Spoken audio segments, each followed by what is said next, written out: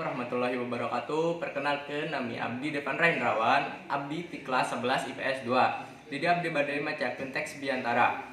Bismillahirrahmanirrahim. Assalamualaikum warahmatullahi wabarakatuh. Langkung ti payun urang panjatkeun puji sareng syukur ka Allah Subhanahu wa taala, Tuhan nu esa anu mana masih hidayah sareng inayah ka urang sadaya.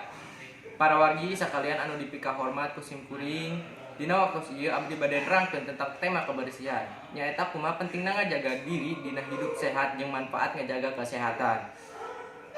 Kumargi kitu urang sadayana ge kedah ningkatkeun carana pola hidup anu sehat kanggo kapayuna hirup urang sakalian dikawitan ti ayeuna. Siga anu pernah diterangkeun dina salah sahiji hadis, inna dhofatu minal iman. Anu hartosna teh kebersihan sabagian tina iman. Anu matak kudu dijaga ku urang-urang. Sebagai urang muslim anu taat, anu gaduh keimanan di jero hate, urang tangtu teh kudu bersih sareng suci tina sagala kotor atau najis nu nyebabkeun urang jadi teu suci. Allah Subhanahu wa taala meh resep ka nu hamba anu merhatikeun jeung ngajaga kebersihan. Tapi kebersihan eta teh rupina macem-macem, anu disebut bersih hate, bersih jiwa, bersih raga, sareng bersih rohani.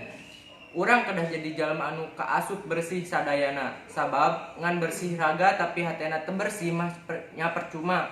Matak timulai ayeuna hayu urang ngabersihkeun sagala rupina sareng ningkatkeun pola hidup sehat kanggo urang sadayana.